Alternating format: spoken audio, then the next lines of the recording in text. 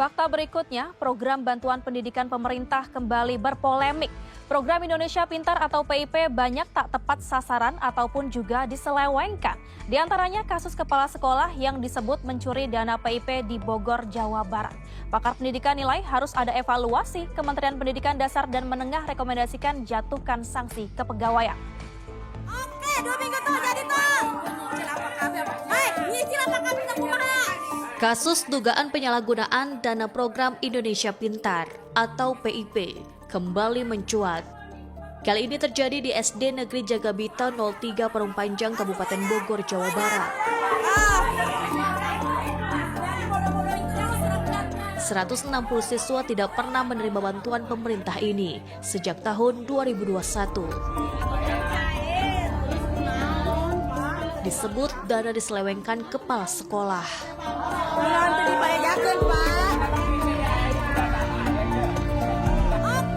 Kisruh, berpolemik, berpotensi jadi konflik. Menuai pula sorotan juga kecaman berbagai kalangan. Kementerian Pendidikan Dasar dan Menengah akhirnya beri tanggapan. Kemendikdasmen akui lebih dari 90 kasus penyalahgunaan dana PIP terjadi, termasuk libatkan kepala sekolah. Memang banyak laporan-laporan mengenai penggunaan dana PIP ini, itu dilakukan baik oleh kepala sekolah maupun oleh pengusul atau pemangku kepentingan. Yang di kepala sekolah itu biasanya pemotongan langsung kepada para pelajar, dan itu dipotong untuk menambah, biasanya biaya pendidikan itu menurut kepala sekolah itu kurang, sehingga mereka mengambil dana PIP untuk menambah pembiayaan untuk pendidikan sekolahnya. Kementerian pun rekomendasikan setiap laporan diinvestigasi untuk selanjutnya dijatuhkan sanksi. Nah, itu kalau pengaduannya masuk kepada Inspektur Jenderal, kita lakukan audit investigasi. Biasanya kita merekomendasikan agar dikembalikan kepada siswa yang dilakukan pemotongan. Untuk kepala sekolahnya, pemberian sanksi sesuai dengan disiplin pegawai negeri.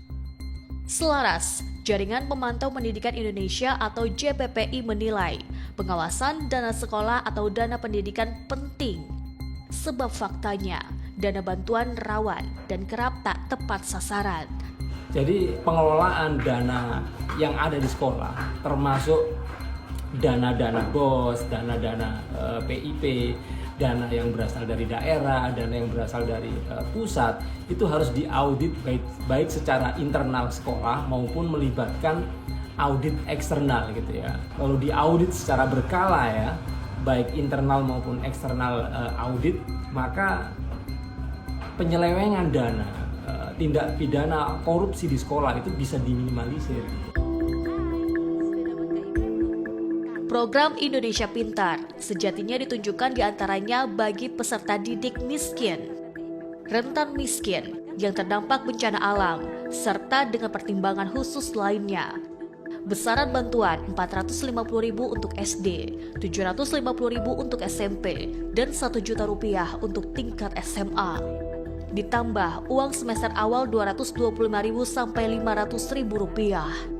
Termin penerimaan dana PIP setiap Februari, Mei, dan Oktober.